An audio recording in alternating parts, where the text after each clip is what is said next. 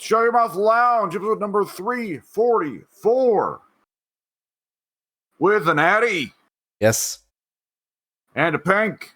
Yes. Whoa. And YouTube channels. Pink.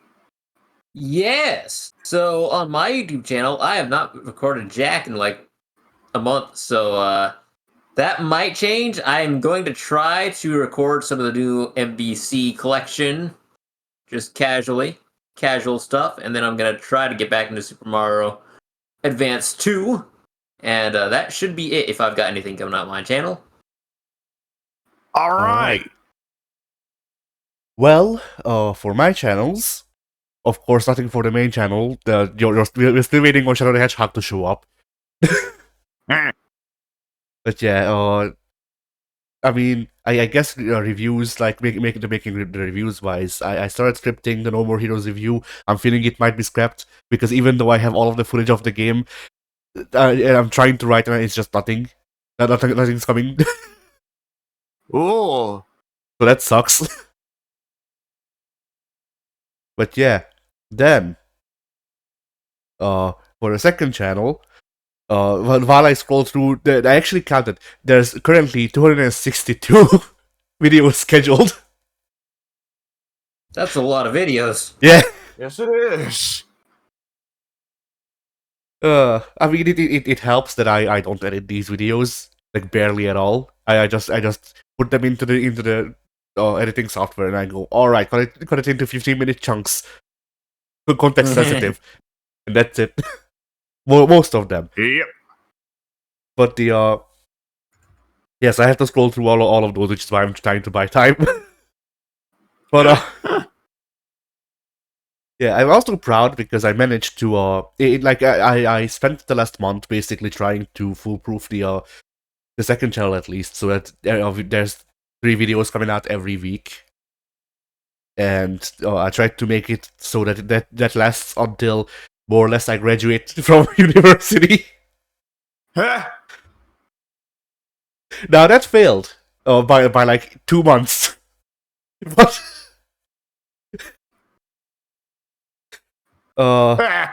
yeah. Currently, I'm in October. That's how long it takes to scroll through these. But yeah, I managed to, in this 1 month of recording stuff, record 100 fighting game arcade mode playthroughs. That's a lot of playthroughs. Yeah. Jesus. And like some of them, Tekken, for example, or like Namco fighting games overall, their arcade mode playthroughs generally last around like 15 minutes. So like there were days where like in most of these out of the 100, I wanna say I recorded like 30, or actually no, I recorded like something like 40 or 52, somewhere along those lines in the past week. Oh. Yeah. Because Tekken, once again, like Tekken is like 15 minutes a playthrough. That's easy. It's not really long. I can literally just play through all of the Tekken series, Sense 2, I suppose. Fuck Devil Kazuya, but but yeah, like I could just play through all of the Tekken series more or less in like an hour, and that made it so there's like a month of footage recorded in an hour. But some of those are like Devil Kazuya, where I actually counted. I caught where he gets on screen first. The playthrough regularly was 15 minutes. I then fight Devil Kazuya for 47. So yeah, that sucked. Sounds like. But yeah. So anyway, I finally found the current day for the channel. Goodness. Yeah. So yesterday on Monday, which we moved recording, we moved recording dates for these podcasts. So I figured we'd recount what is in the past technically for you, but not for us. Yeah. So yeah. On Monday, I uploaded Goofy getting revenge. He took revenge on me by crashing my Kingdom Hearts. Oh lord. Yeah, I replaced him with Jack Skellington, and he didn't like that. He garshed you. Yeah. Then on September 18th, the redemption of the Stinky Tall Gnome Man. Battle Oriental Shinden 4? No, that's 3.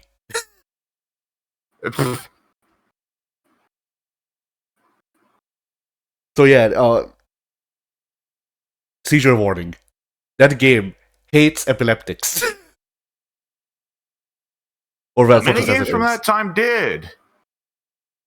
Also, Battle Oriental Shinden 3 might be the game with the worst fucking health bars that I've ever seen.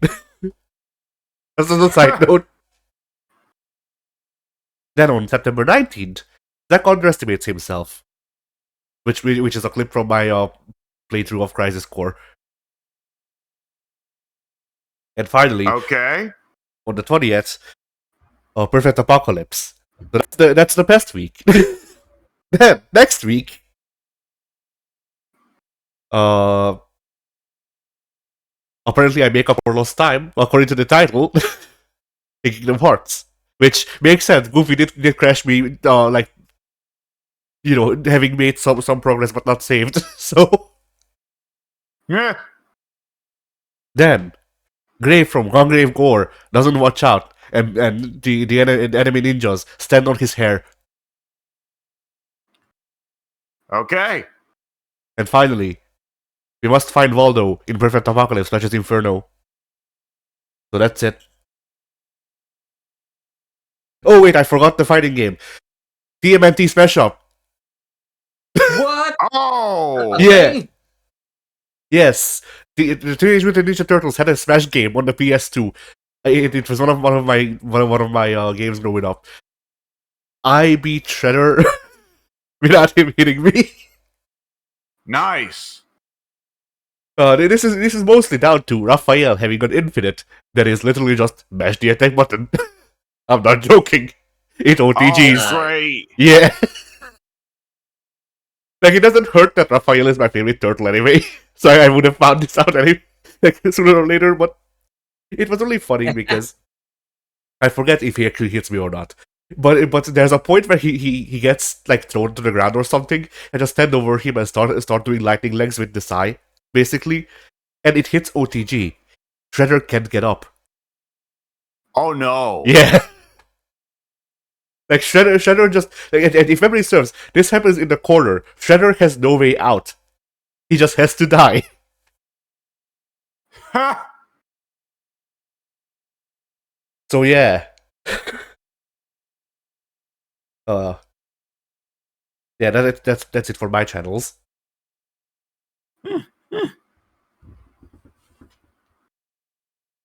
W. All right. For my own channel, I forget. I may have some Minecraft to upload, or maybe I have already uploaded it. I'm not really for certain. Maybe there's that. Also, Dead Rising Remake, Remaster, Deluxe Remaster Remake. It's a crazy good title. It comes out it comes out in the past. Yeah. It came out 3 days ago. So I may have tried to record for that. There is a very strong possibility that game is probably too pretty for me to record. In which case, I will not be recording it and uploading my first playthrough.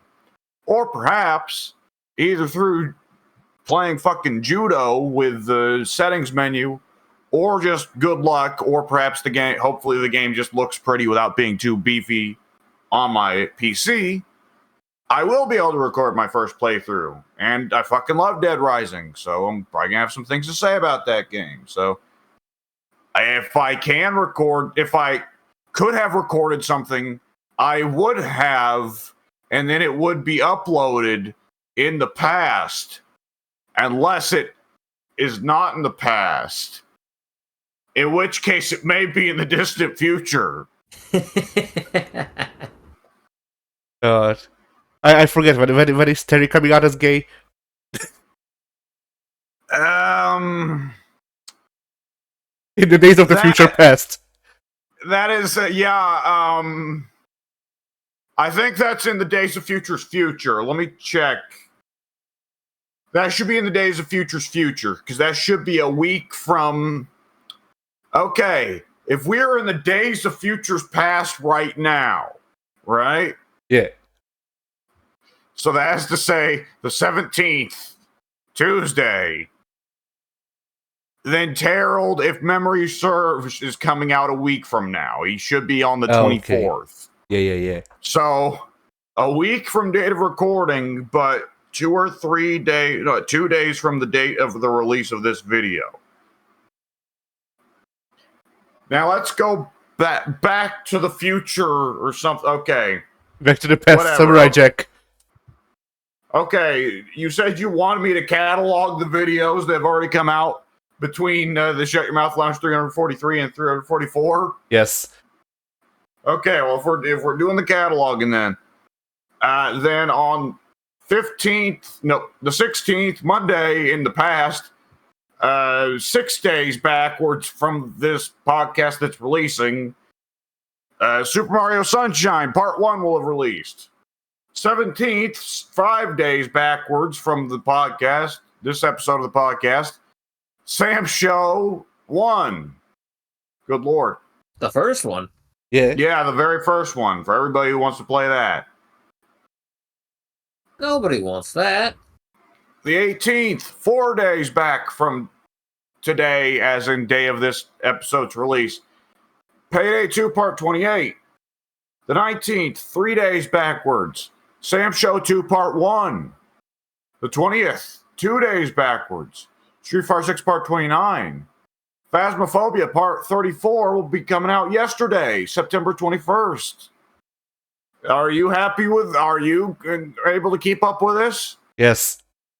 No. I sure ain't. December 23rd, tomorrow, Part 26 of Danganronpa.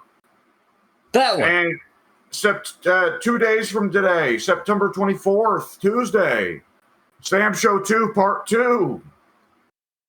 September 25th, Wednesday, Payday 2, Part 29. September 26th, Thursday, Sam Show 3. September 27th, Friday, Sam Show 3. No, actually, Street Fighter 6, Part 30. September 28th, Phasmophobia. Phobia. What's phobia? Part 35. Phasmo All right. Exodia. Also on September 28th, Castle Crashers Part 1. The title, by the way, of that video is Wake Up Suplex. Nice. Every day I wake up, then I start to break up, and then I suplex my love. She doesn't like it. She's planning on leaving me. You gotta adapt or overcome. All right. So, topic, yeah? Yes. Do we? Sometimes. Yes, we do. Do we really, though? In our hearts. In our hearts. Okay, I believe that. So yeah, I proposed the topic of basically remakes or remasters that fuck the original up. More or Yeah. less.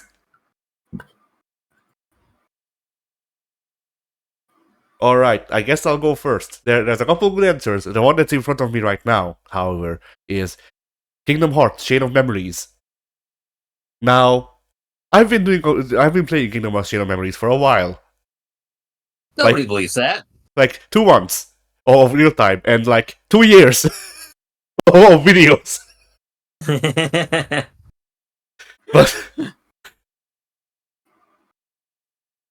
But yeah, like the fuckiest thing about the videos is that like I recorded the Kingdom Hearts playthrough in like the winter break of the first semester, and like it's gonna end in like October of 2025. Yeah. Anyway, yeah. So I've been playing the original Chain of Memories on the Game Boy, and every time I do it, like every time I take a break and come back to it, I'm just surprised. Like not even surprised. I'm just aghast at how much Chain of Memories fucked it up. because regular Chain of Memories is actually fun. I'm enjoying it. Like, the card system isn't my favorite, perhaps, but like I like it. It's different, sure, but it is good. It stands on its own merits. It is a good game. And then I think about Chain of Memories, and it's just Kingdom Hearts 1, but with the card system like plastered onto it, and it just feels really bad to play. Whereas Chain of Memories, or rather, original Chain of Memories, actually feels like deliberate.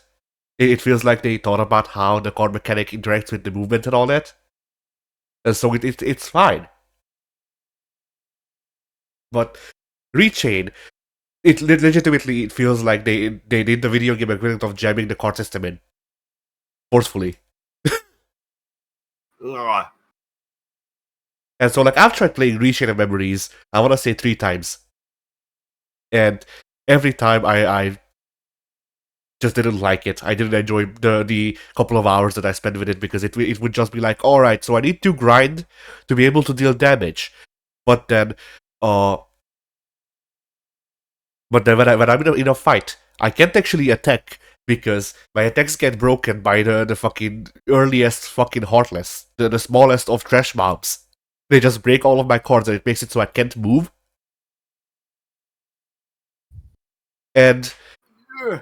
on the opposite side, original Chain of Memories, I have to go out of my way to grind. Like, the game has a thing, I don't know if Rechain does this as well, it might, I don't know. But Chain of Memories has a thing where there's only a certain amount of Heartless that spawn in a room, so you can't grind. Which has been... Oh. Yeah. Which has been a bit of a problem. Not because of, like, power stuff or whatever, but because Chain of Memories, both of them, require you certain, like, numbered cards to enter rooms. And currently, the recording of the playthrough is on hold because I'm missing an 8 card to be able to go into the next plot relevant room. And they're not dropping it. Oh God. I have like 5 of every other number card, but 8. I have none of those. Oh. So currently what I'm doing is I'm trying to grind out an 8 card, and then once I get the 8 card, I will just go next to the plot relevant room, and then I will resume the playthrough from there.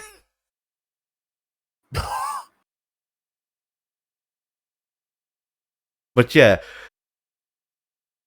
really, it just feels like they didn't really, like, it's obviously incorrect, but the end result feels like they didn't really think about how the card mechanic interacts with the movement in Rechain. Or maybe it's just that every time. Well, that's incorrect though. Like, I was gonna say, maybe it's that every time that I play Rechain, it's after playing Kingdom Hearts 1. And Rechain is just Kingdom Hearts 1 with the card mechanic. But that's incorrect because I've tried playing Rechain on its own without playing Kingdom Hearts 1 before it, and like, it still sucked. So, Yeah. I don't know. Anyway, do y'all have any what was of these remakes of your own? I've got a very low hanging fruit. Yeah. What is it? Silent Hill remaster. Ah, yeah. Silent Hill 2 and 3. I mean, it was a very big controversy 10 years ago. Of course, by now, it's kind of like very much in the rearview mirror, especially because Silent Hill 2 Remake is a thing. And it's also controversial for its own reasons. But nonetheless, yeah, I mean, the remasters didn't kill my fucking babies or nothing. Because, I mean, Addy, you played the remaster and I watched, and it's not the worst.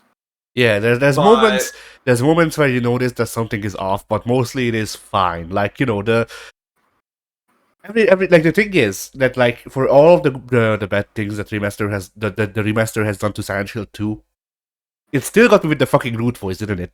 So, like,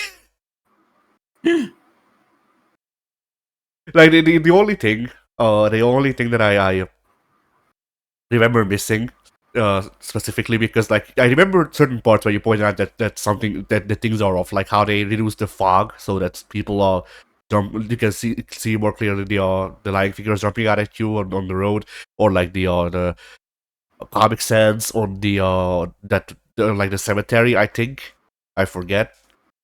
It's Silent Hill Ranch. Yeah, And they remade the sign using Comic Sans font, just planted Comic Sans font on a generic wood texture background. But there's bigger ones than that. yeah. The one For that I one remember. thing, there's the line. Yeah. Oh, go ahead. I was gonna say the one thing that I remember that was missing in a way. It was actually a bug fix, in a certain way, I suppose, because in the prison there's a room, there's the visitation room, where if you go in, the glass shatters, and they made so it only shatters once. And I remember we made a joke about Steve Austin coming through the door to teach James how to beat women.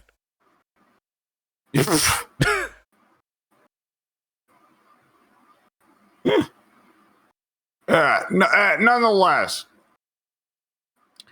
yeah,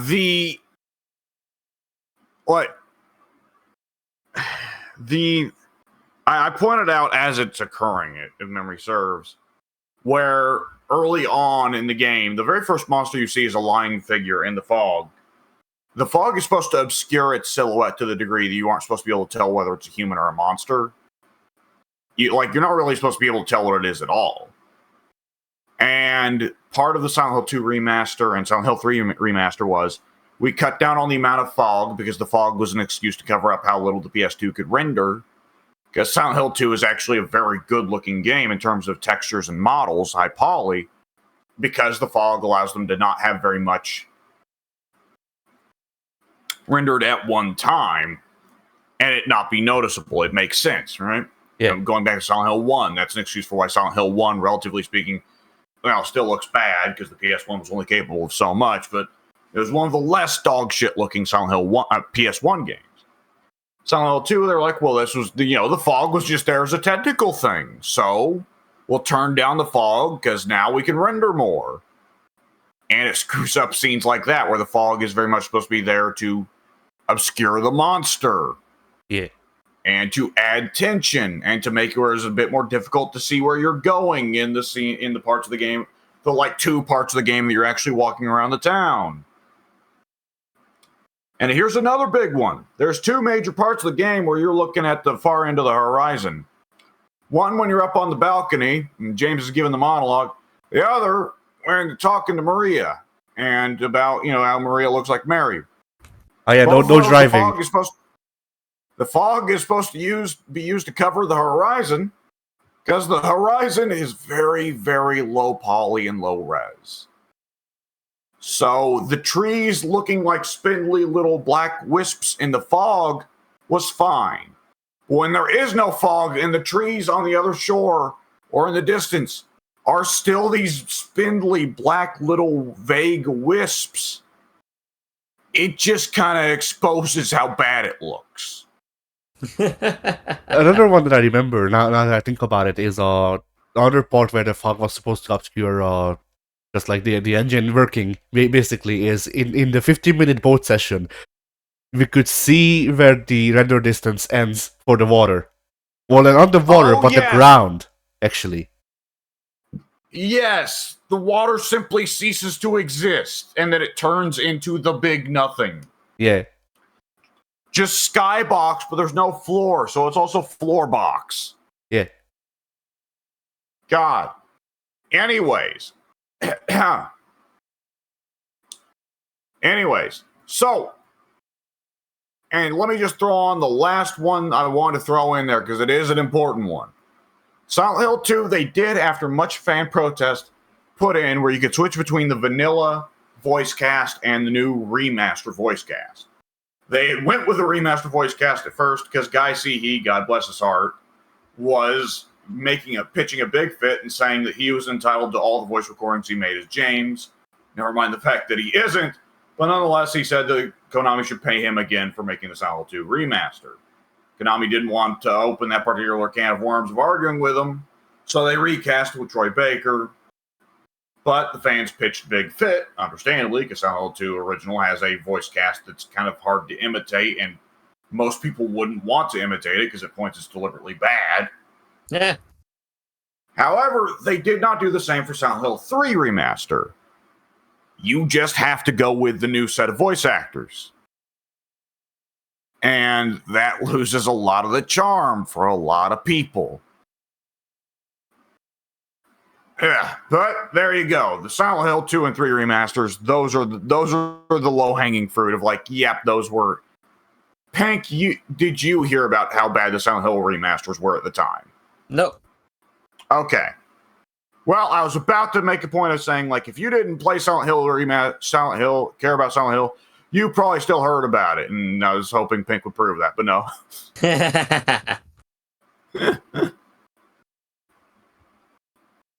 Pink, do you have an answer? Because it's not that I can buy time. I have another. I've got a answer for something topical at the moment of The Crow, the film The Crow. Yeah. Starring Brandon Lee, who died on set, tragic, and they just a month or so ago released a new Crow film, and it was panned critically, commercially. It did not do well. I've not heard any good things about it. And this makes like the third attempt at a Crow. Like, not.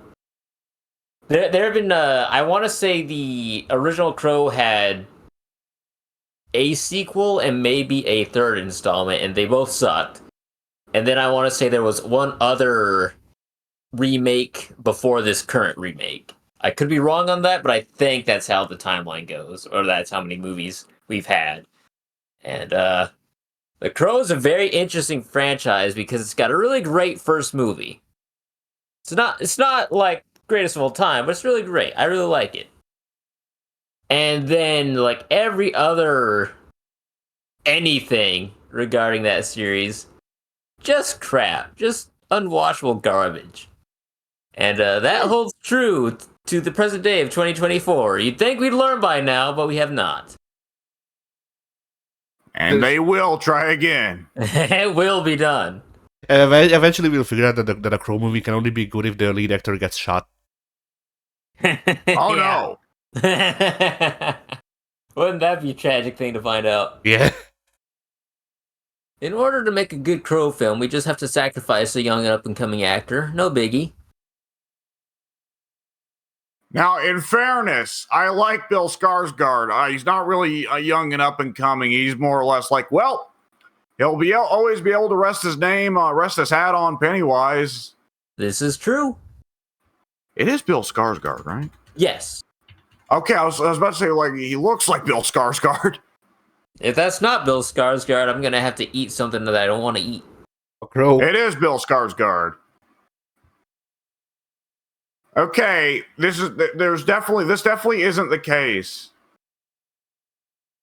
But in my head, I like to imagine that the second best role Bill Skarsgård ever had after Pennywise is the fucking barfing mutant in Deadpool 2 that's there for all of like 3 minutes before he dies and also gets other people killed. That's what I think when you say Bill Skarsgård. I don't think Pennywise. You think I watched it? I'm not a dork. I'm not a loser. All right, what do you think when I say Brad Pitt? I'm trying to think of something that he's actually in, but now I've just got Deadpool in the brain, so I can't say anything other than that. What's his Brad Pitt starring? I know he's part of like a major franchise. Is he Deadpool 2? No, that's Tom Cruise. Oh God, who even is Brad Pitt? He's dead. Hang on. Google, help. I don't even know if he's Kevin. I just shouted it out because it's funny. Especially if it's wrong.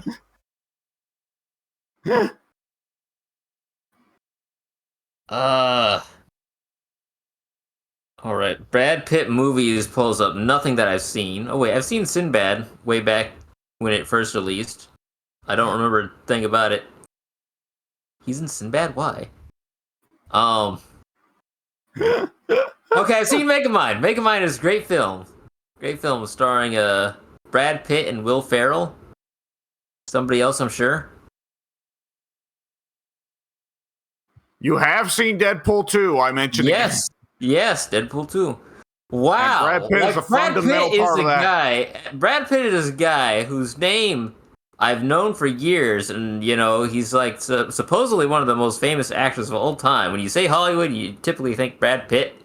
I'm going through IMDb right now. Well, not IMDb, just the front Google page. I have not seen like 95% of any of these films. I think Brad Pitt's most famous role was like as Angelina Jolie's wife. Probably. I'm surprised you have not seen Ocean's 11. That seems like your kind of movie. I'm afraid of the ocean. There's sharks in there. That's true. However, the ocean is not present in Ocean's 11. Oh, very good then. However, Brad Pitt is a land shark. In a sense, yes, he is. Wait, is Brad Pitt in Ocean's 11? No, he isn't. What's wrong with me? I can't believe. No, yes, he is. What's wrong with me? I can't believe they got land shark Brad Pitt. Ocean's 11. He is. My brain just went through like multiple stages there of like, okay, he's totally in Ocean's 11, right? And then my brain was like, no, Ocean's 11 already has George Clooney and Matt Damon and Bernie Mac and Don Cheadle. There's no way it would also have Brad Pitt. That cast would be too crazy. And I look it up and it's like, no, wait, my memory is totally right. Brad Pitt is just there. He's starring as the ocean. Like Brad Pitt. Yeah, I like Brad Pitt quite a bit. I could recommend a small list for you, but today is not Alex's movie recommendations list today. Today.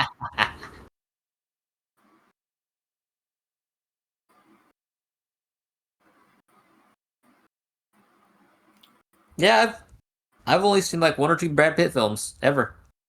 Insane. Are any of them movies where it was not either voice acting or him just there for 2 minutes? Nope. Wow. Well, I said 2 minutes. In Deadpool 2, he's there for like literally a frame. Yeah. Doesn't he show up to die? Yes. Technically speaking, he is there for about 2 or 3 minutes, but you can't see that it's Brad Pitt except for a single frame as he dies. I mean, good. Props to the Deadpool 2 creators. Like, that's a good way to budget around Brad Pitt.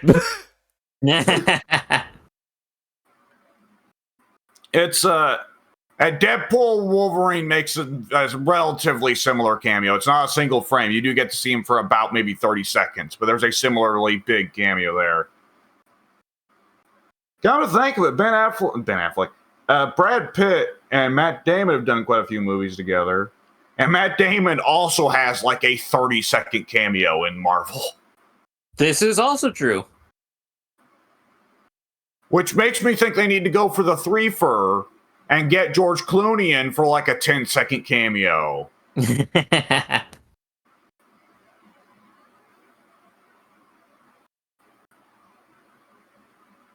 As Batman. Yes. With the nipples back. Yes. Oh, fuck.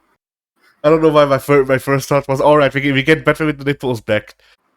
If we do like a crossover with DC, we also get like fucking old ass Jim Carrey to play the Riddler again.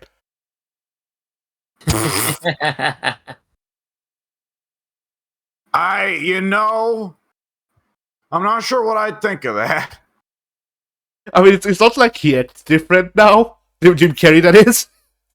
So, it would just be like old Edward Nigma. The thing is that I do like Jim Carrey's Riddler in a sense. I do like that he really threw himself into it and delivered the energy on some level that is appropriate to Riddler. The issue is that Riddler in those movies is the same as every Bat villain from the 90s movies and that they're all trying to be Joker. Oh, yeah. Like, Riddler's cooler when he's not just Joker who asks questions instead of laughing. Well, no, he also does plenty of laughing in those fucking movies. Yeah. But just Joker with more questions. It's cool they can modernize him. He can become the gender Riddler. You go up to Clooney and say, "Gender me this, Batman." I thought you were going to say the Rattler. Alternatively, I guess they could also make him the Rizzler. We don't want that. Anyway. Yep, there you go. That's another one. So, yeah. I guess speaking of Carrie, people one thing is that how he retired and said like I will not come back unless they give me like a golden script and whatever. Turns out all that it took for him to come out of retirement was actually like Paramount giving in to his demands. He's been trying to make Robotnik fat for the past 2 movies. They actually allowed him to do it now. Oh my god! Like I read after the first movie that he's been lobbying basically everyone at Paramount to allow him to be fat Robotnik, and they wouldn't let him do it for the first 2 movies. But now they did. So the retirement worked out. He got what he wanted. Nice.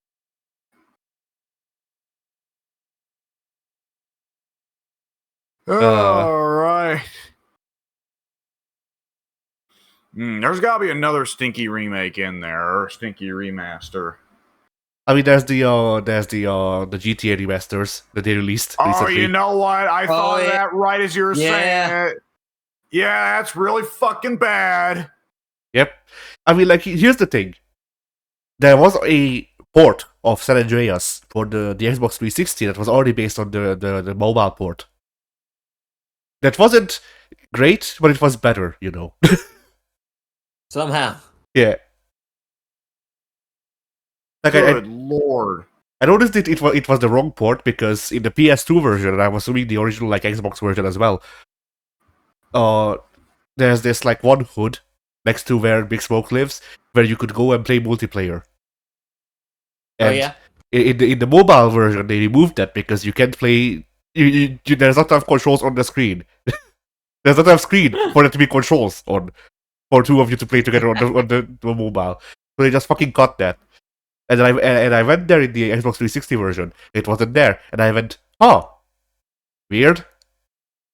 And then I later found out that it was a mobile port. Oh, yeah.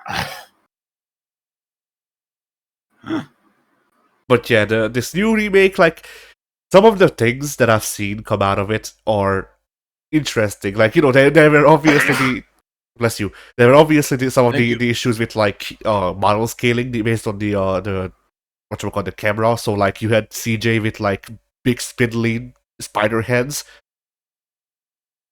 or like whatever. But some of those glitches, I'm not even sure if they were caused by the remaster or not. Like I saw someone just spend an hour drinking Sprunk in San Andreas on the Switch version. And apparently, the soda cans don't get called out. So what happened was, the game crashed so hard that the Switch would not open the game up again. Yep, I saw that. Like, legitimately, the game, Pink, imagine this. You crash the game so fucking hard that when you try to open it up again, your Switch just says, "Actually, no, I don't think this software works anymore." Oh god. That's what happened. That's not a joke. It's terrible. Do you guys remember the time that Tekken 7, my PC copy of Tekken 7, crashed so hard that it uninstalled itself? Yes. Oh, I forgot about that. Yeah, that was a thing that happened. That was interesting. Just load into practice with, I don't know, Negan versus Heihachi, and the game was like, Negan? We don't have the rights to him anymore. Now. Absolutely fucking not.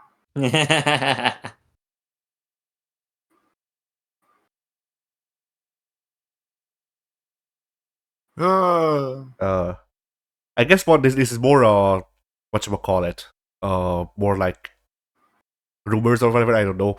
It's more assumptions. But there's the that Lollipop Chainsaw remaster that come out recently, and Oh, is that why people are talking about that again? yeah, I didn't know it got remastered. yeah, they just released it. It's like fucking $70. But Good lord! yeah, the thing is, neither Gun nor Grasshopper are working on it. So neither of the people who made it, who actually made it originally, more or less, worked on the remaster, and they also got like the licensed soundtrack, which people are saying that it might suck because it's missing the licensed soundtrack. I don't remember Lollipop Chainsaw enough to know if it was integral, you know. yeah. Yeah.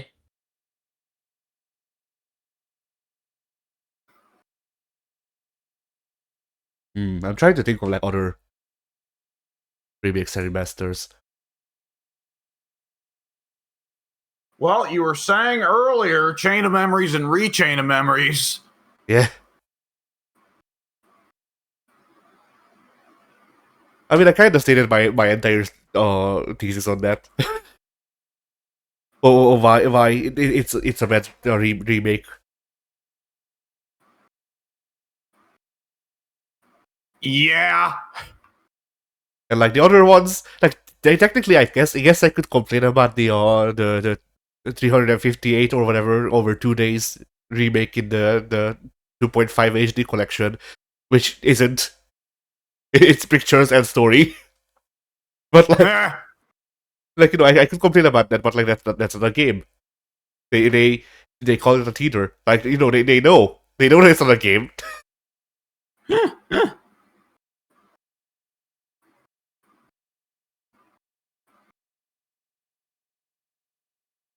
Hmm. Hmm.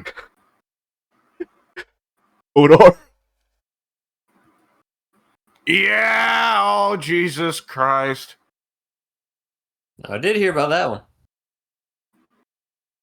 The remaster is so bad it didn't release twice. Like it Was there had. not a Yeah. bad? Oh, go ahead. I was gonna say like if the remaster is like bad and it doesn't get released once, then that's expected. That's a thing that happens sometimes. But it happened twice, and like Yeah. I can't help but find that funny.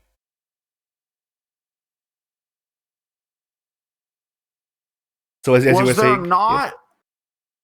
Was there not a bad Skyrim re-release at one point? No, there was a bad port because the PS3 version, the engine that those games are on didn't work well with the cell architecture of the PS3, and it made it so you fell through the fucking ground every like 5 minutes. Yeah. But Yeah, the Bethesda games on the PlayStation being bad at a certain time, that I recall certainly. the only other like remaster or remake or whatever that I remember people complaining about is aside from just fucking Skyrim again. I mean, but like people having problems other than it just being a remake or remaster is the VR one. Was Skyrim VR bad? It was disappointing. Is what I heard people say. Like it was alright, but for like the for it being Bethesda, the way that they implemented VR is akin to like a very small studio, and like indie people developing for VR made better implementations of similar things, in their own games. Allegedly, I don't know. I don't own VR.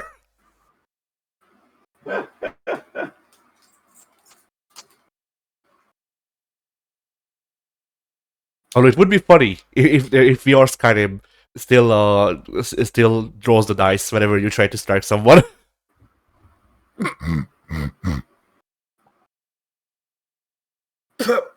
uh, you said that while I had taken a drink from water and the cat hair went in my mouth all at the same time. That sucked. Ew. Yeah.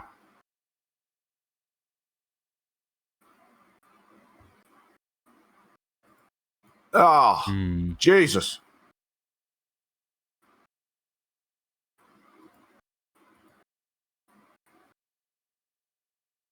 I mean, like the outside of video games, the only remakes that I can think of are just like, the remake is fine. It's just the original is better.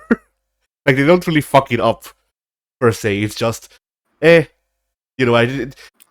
It's kind of like a side grade instead of an upgrade or a downgrade. It's a rare thing to fuck up, yeah. Because like for movies, for example, like I can think of a couple of like Japanese horror movies that got localized to America, and then basically those are remakes, American remakes of the Japanese movies. And like I've seen, for example, like Ringu. I saw Ringu, and I also saw The Ring, and yup, that's the same movie, but with like the Ring has slightly more, like or rather the Ringu has slightly more. The Japanese original has slightly more interesting characters and shit, but like whatever, it's mostly a side grade. It's not enough to call the Ring ruined, you know. Oh god, in movies, I just remembered the existence of the Psycho remake. Oh. Have either of you guys ever heard of the Psycho remake? No. So, okay, I should clarify this. Addy, I'm sure you already know what movie I'm talking about, but Pink, let's clarify. Do you know what movie Psycho is? Which movie Psycho is? I think so. That's it is the old... Alfred Hitchcock. Oh, go ahead. Yes. All right. Yes, yeah. the old Alfred Hitchcock movie.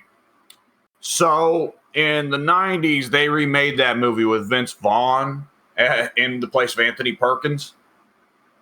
And the movie is notorious for the fact that it is a shot-for-shot remake. Like, legitimately. They go through the same fucking motions. Oh. Just, the lines are delivered ever so slightly differently because Vince Vaughn isn't as good of an actor as Anthony Perkins. I don't fucking like the guy. But it is a shot-for-shot remake that left a lot of people going like, okay, well, was anyone kind of standing around going, man, Psycho's a good movie, but I can't stand that these are people that are dead now. This movie would have to be using people that are currently still alive. Well, like, otherwise, like, Psycho didn't use special effects, nor did the remake. I was like, okay, well, do people want it in color? You can colorize the original Psycho. Yeah.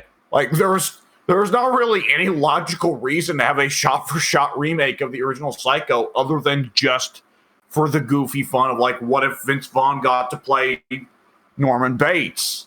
But it's like, okay, well, if we're going to just cast random modern actors to have them redo old performances, why would we pick Vince Vaughn as Norman Bates?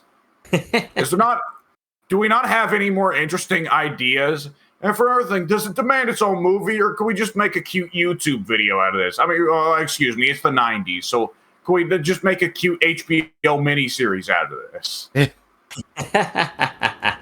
See, like the thing with a shot-for-shot remake like that is that like it's a like I think it would be a fun idea for like a parody, where like instead of instead of doing a proper shot-for-shot remake, you may mostly make a shot-for-shot remake, and then some scenes are fucked up. So like I don't know, someone slips, and you just leave it in. Yeah, I mean, yeah, there are parts to do shot-for-shot that are really fun.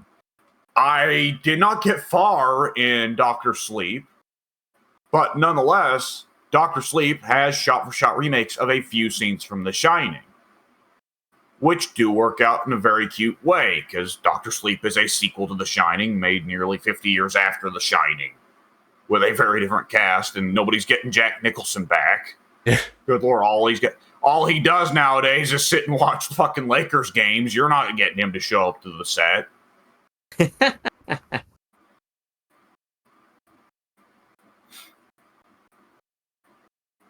But I think shot-for-shot remakes, especially for sequels, I think that's a different question, you know? Yeah.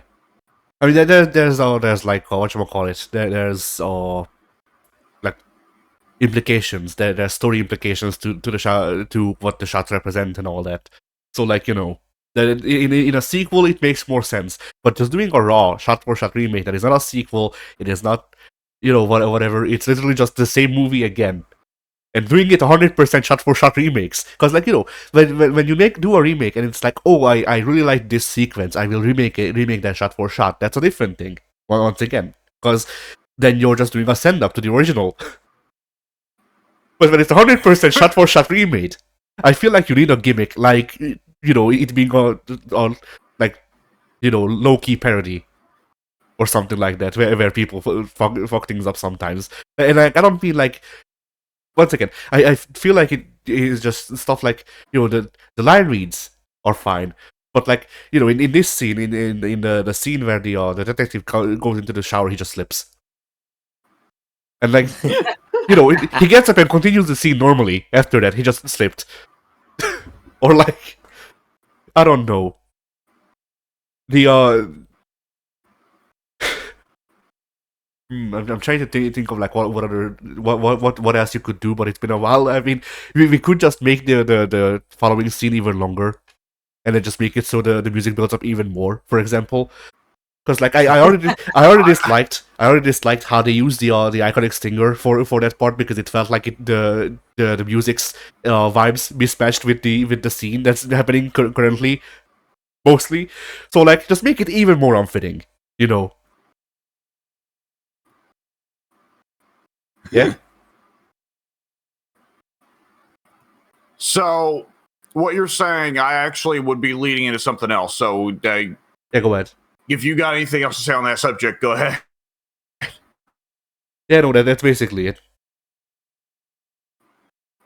Okay, so you reminded me of one of my favorite bits from The Birdcage, which I think I've told you guys about The Birdcage before, have I? Maybe. I think so. Comedy movie with Robin Williams and Nathan Lane. They play a gay couple. Their son is dating the daughter of a Republican senator. They have to pretend to be straight in order to make the very, very, very good comedy. Which, I mean, Robin Williams and Nathan Lane, how can you fucking go wrong, right? And Gene Hackman, Jesus Christ. But nonetheless, to me, the funniest scene in the whole fucking movie is an accident. Because going in, Robin Williams has been known to improv a bit. And the director thought that would be a pain in the ass to work with. So he said to Robin, you're only allowed to improv on the third take going forwards. But the first two takes, you can't improv.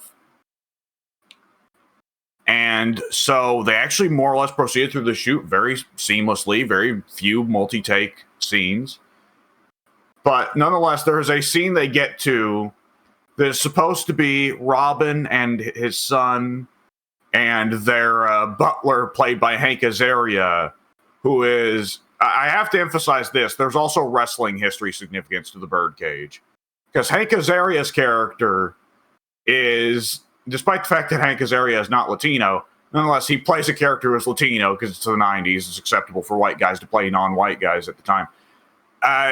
His character is this flamingly gay Latino gentleman who always walks around in Daisy Dukes and like a wife beater to show as much skin as possible. And he's very sassy and very flaming. And at a few points, he'll say, like at some point in the movie, he says that a character can't handle his Latino heat, right? Yeah. Right. So Eddie Guerrero in like 96 or 97 in WCW, not sure of what gimmick he should have after the whole Eric Bischoff coffee incident, goes into a theater, watches The Birdcage, and for all intents and purposes, when Hank Azaria, when the words Latino heat exit his lips, and Eddie himself said this, when the words that Latino heat exited Hank Azaria's lips, Eddie Guerrero does like the Leonardo DiCaprio pointing at the screen gif. So there's the wrestling history, but nonetheless, it's a scene where the three of them are all panicking in the kitchen over something over the dinner with Gene Hackman. And Hank Azaria and Robin Williams are both running around in the background trying to move various dishes, while in the foreground of the shot is Robin Williams and Nathan Lane's son is smoking a cigarette.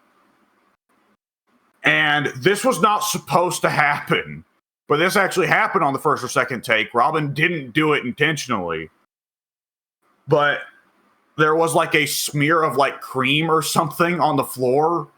And Robin, while in the middle of moving dishes back and forth between the tables, slips and just absolutely eats shit in the background. And the camera was set on a table where Robin and Hank Hank Azaria are supposed to be in the background running around while the foreground shot is of the sun smoking. So the camera can't really see above waist level or even like a stomach level. So Robin not only eats shit, he also falls out of the camera's view. Nice. And the director, and the really great thing is, Hank and the actor playing the son don't react. The actor playing the son just continues smoking, and Hank Azaria just keeps moving dishes back and forth. So the director said, okay, that wasn't planned, but no, we're absolutely keeping that fucking take, because that shit was the funniest thing in the whole goddamn movie. Yeah, that was a good call. Oh, man, good movie, good movie.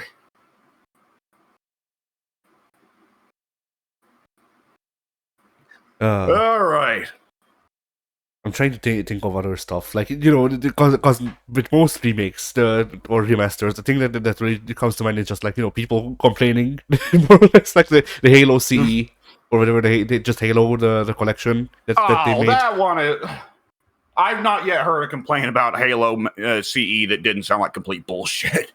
Exactly, like it's like, oh no, the trees are in different places. Okay, they're out of bounds. Like that one is one. There are only 2 remakes I have ever seen in my life that have done the craziest feature. That is so amazing, and I wish every remake could do it, even though it's technologically speaking astounding to even think of. Halo and the Halo remake and the Grim Fandango remaster are the only remakes / remasters I've seen that honestly have a button you can press on the controller that undoes the remake or remaster. Yeah. And that is so great in both of them, because for one thing, it's just nifty to compare them, but also it was explicit recognition by the devs of, okay, we did change some things to make the textures look better. We did change some elements of the visuals, and we know that a lot of people won't be fans of this. So here, there is just a simple one button to change it. And yeah, I mean, for Halo, the Halo 1 remake or remaster in particular, it's like, yeah, I absolutely do prefer the old color scheme, because the original Halo 1 design is very bright and colorful. And when they remastered it, they wanted it to fit more in line with Halo 3. So it's a lot more washed out. Not a fan of that. So I'm very happy that I can just press one button and it's boom, back to colorful Halo 1.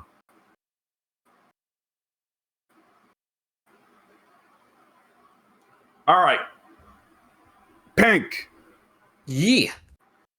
Best accidental improvised thing to happen in comic books.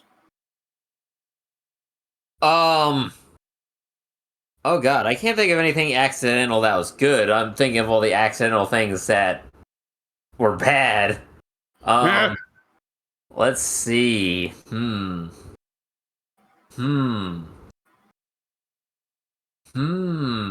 I know there's got to be an obvious example. There's something on my brain that's just not coming up. I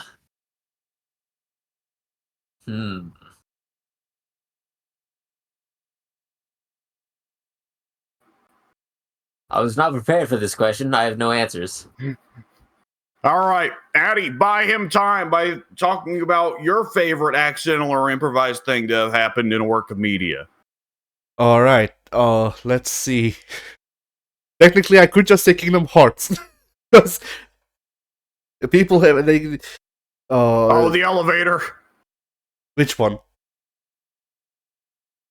right, go ahead.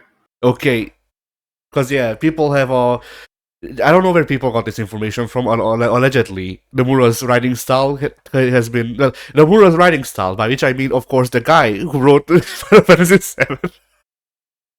Like the other guy that Nomura replaced him with once he didn't want to do it anymore, I guess.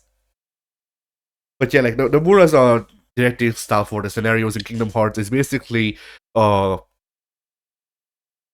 making it so there's a lot of meaningless details that we focus on, so that when there's time to make the next game, he can look over the earlier games and just go, all right, I still haven't answered this. I can write something about this.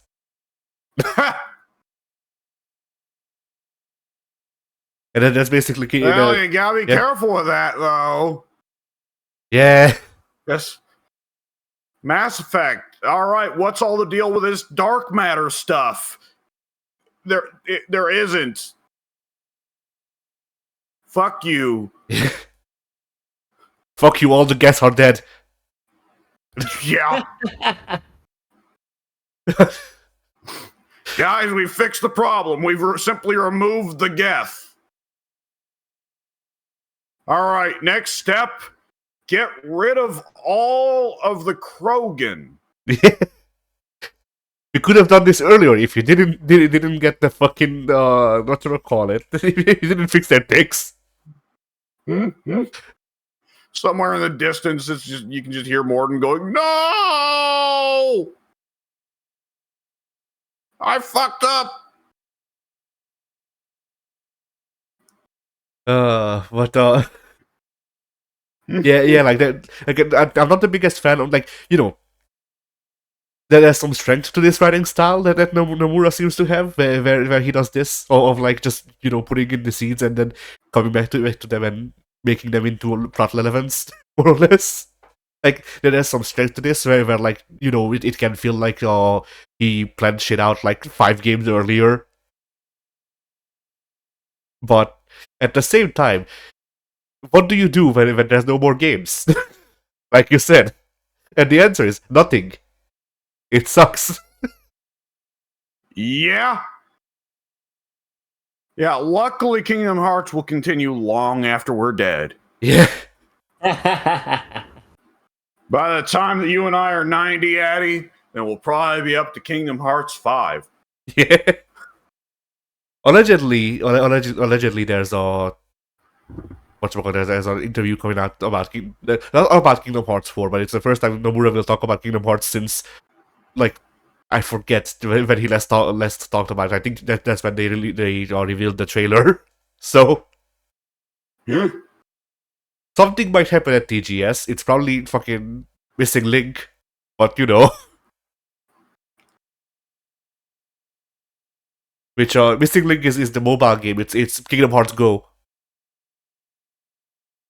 Oh, yeah. Yep, didn't remember that. Yep. I definitely look forward. I definitely look forward to watching the cutscenes on YouTube.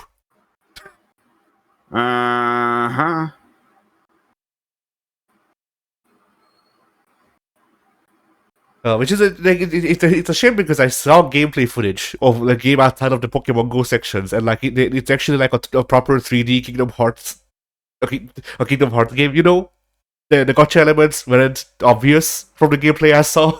It looked like a game, to my surprise. Oh. I wish I wish Kingdom Hearts had spin-off games. I wish it wasn't all plot relevant, so I could just not give a fuck. Oh, it hurts. Yeah. But yeah, improvised stuff in media that I can think of.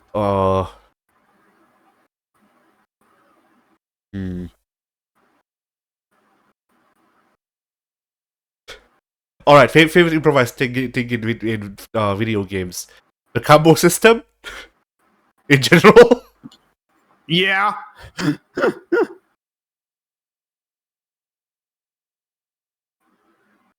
Big fan of games not feeling fucking stilted.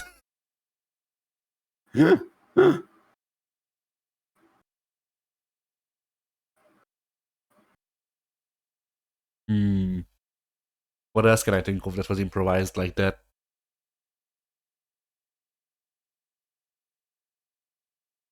I don't know. There's probably like like a promo or something in wrestling that they did. I don't remember exactly. We're alive, pal. Good lucha things. Well, there is rather notably one instance of a promo that wasn't supposed to happen that worked out very well. I got kids. Yeah. He was not supposed to do that. The thing about good lucha thing that I think about is like it really makes you wonder the power of words. That the three words were able to take a career.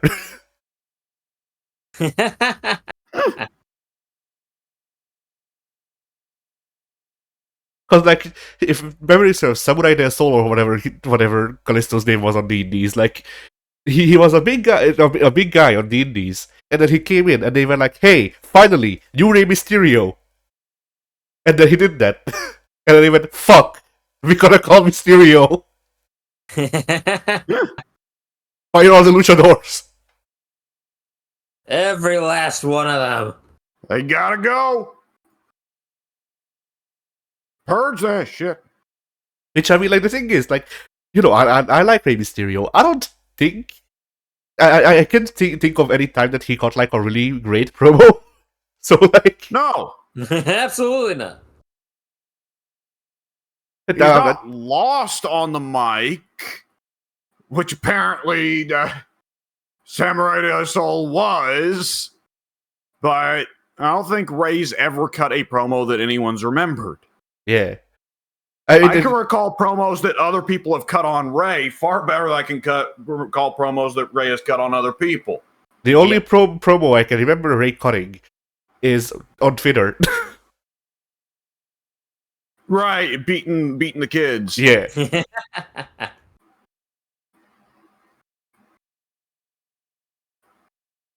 But like, yeah, no actual promos that I can think of.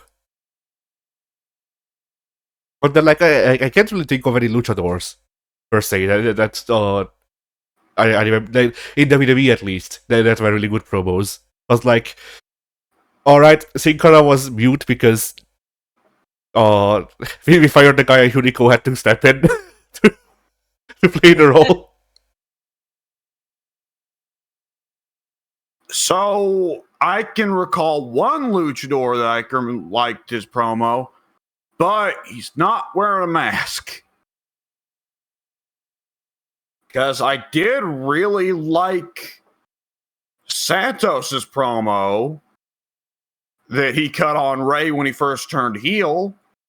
Of, I hope your leg doesn't heal. I hope it turns necrotic and it gets amputated and you never come back to wrestling. I thought that was a great promo, but Santos wasn't wearing a mask, so it's debatable whether or not he was a luchador. Yeah. Also, we're not going to count the Vince Russo voiceover La Parka promos. Yeah. Wait, I thought of a good luchador that could cut a promo. What's that? Mr. America. Oh yeah, brother. Oh, did you hear what You're he said? Mexico and America, brother. Did y'all hear what he said recently? Which one? He said a few crazy things lately. The one that really that I find really like, you know, the one that really makes me question whether or not he thinks about the promos he's cutting, because he's not talking, he's cutting promos. But the one that really made me question whether or not he thinks about the content of it is, the fans can forgive Chris Benoit. Why can't they forgive me?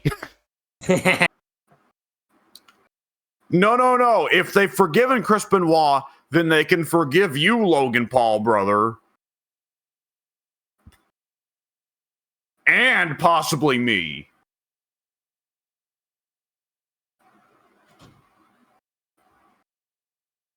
And also, he doesn't know what ethnicity Kamala Harris is. He thinks he does.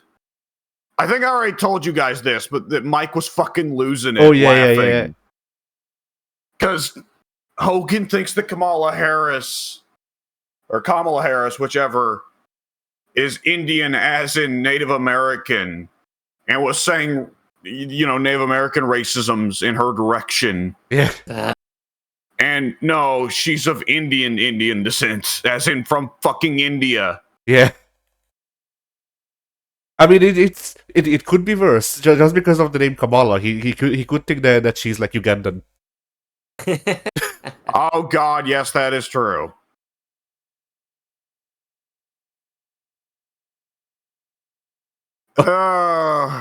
Hogan. No, nothing else. Just Hogan. Which I'm sure There's is, a list. I'm sure that's how he prays every night. Oh, Hogan in the sky, please give me strength. Hogan gets down on his knees, looks up at the sky. He sees himself looking back in the reflection of the moon. Yeah. And Hogan says to himself, "Kill them all, Hogan, brother." To which Hogan then looks up at his moon self and says, "Yeah, brother, I'll do it."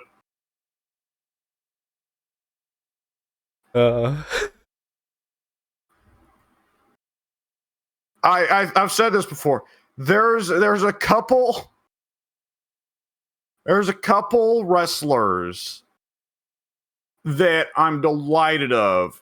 A few wrestlers I'm delighted of whenever I hear of them, because they near always come up with a new way to be stupid in a way that entertains me. Hogan's on that list, and I also got to put Brett up there. I guess Brett, it's less stupidity so much as it is egotism and bitterness. Yeah. But you know who else is up there? Who's that? Fucking Ryback. Ah, yeah. Oh yeah, he exists. Uh-huh. He's a good one.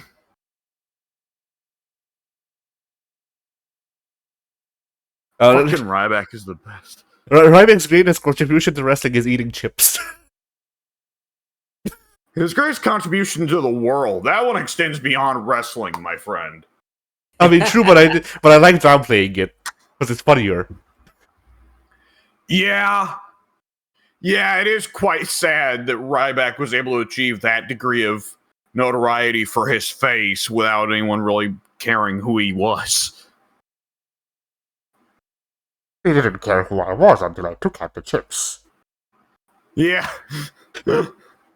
Then he like fucking breaks Vince McMahon's back, or I don't know who Batman could be.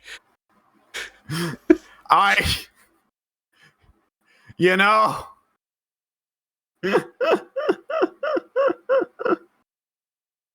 it's a good question whether it be Vince or like, I've told you guys the Daniel Bryan story before, right?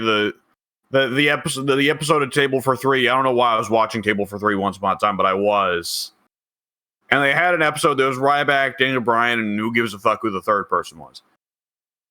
And they're talking, and Ryback, just apropos of nothing, starts saying, like, you know, everybody says Daniel's a nice guy, but he bullies me. He's a bully.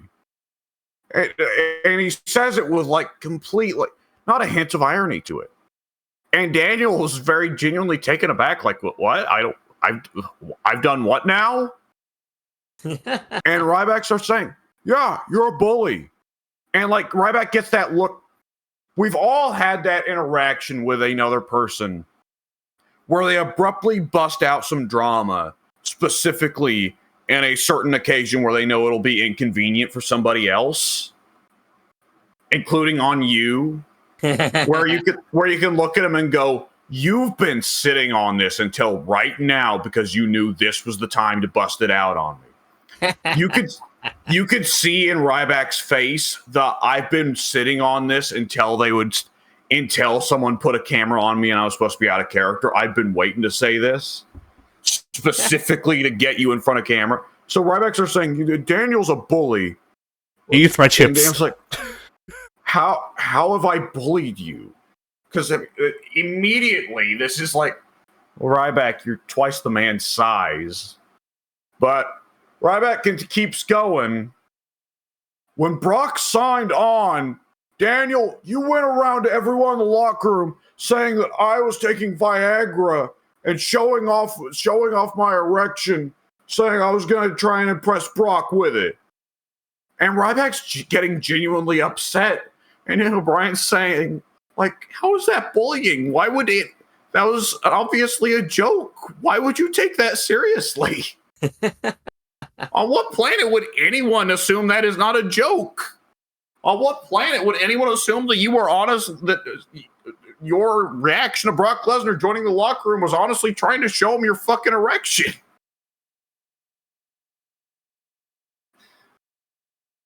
Anyway, because of all the steroids. Just non-existent balls. It's crazy.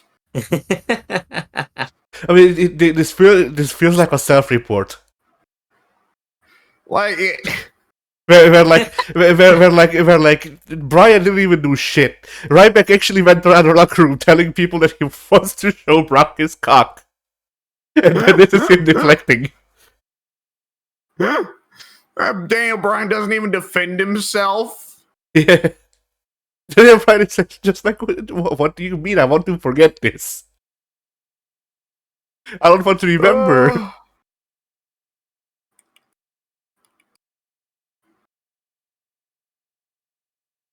Oh, Jesus Christ.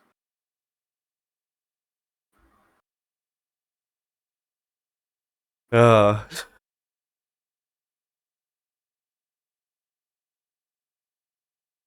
love stupid people. They add so much to the world. It depends on how influential they are. Or me.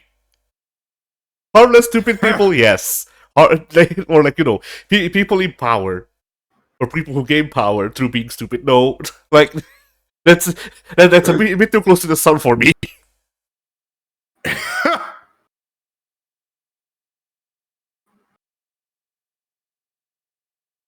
But then it's just like, Ryback. Sure. Yeah. Yeah, he's the nice variety of stupid. That much is for certain.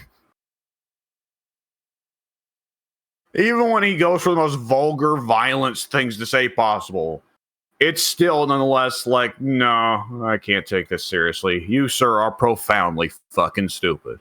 Yeah.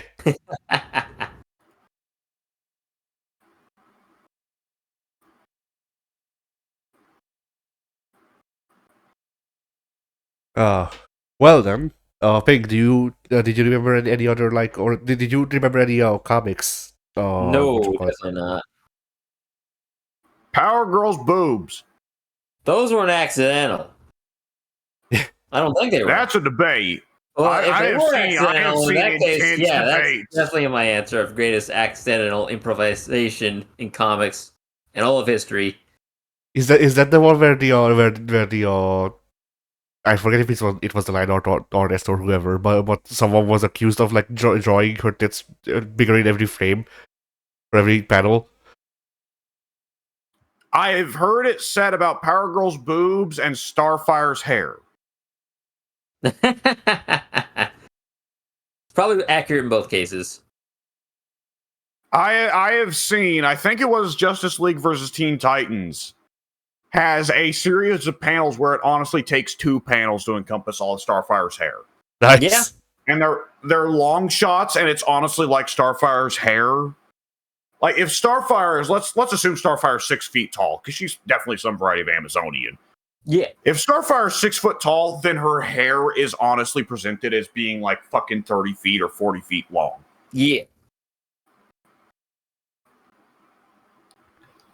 Like, at a certain point, it should just be that they make it canonical that Tamaranians can change their hair length at will. I thought you were gonna say at some point they should just make it canon that Starfire's hair is a separate character. Like just Like Doctor Strange's cape? Yes. But like just straight up, Starfire's hair has become so big that we've just made it, given it its own like character sheet. It's not sentient or sapient or whatever, but it is a character now.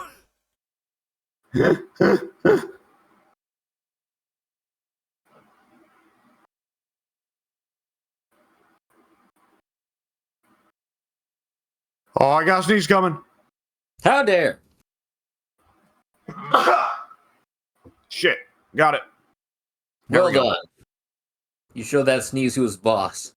Yes, I did. Whew. Got him. Well then, Yeah, all right. I guess we can call it a podcast because I can't really think of any other improvisation stuff or remakes that are bad. All right. What about improvised remakes or remade improvisations? God knows I've done a couple of remade improvisations and they always suck. Yeah, it's rough because that magic it's gone after the first time. Yep. Well, bye, I guess. Oh.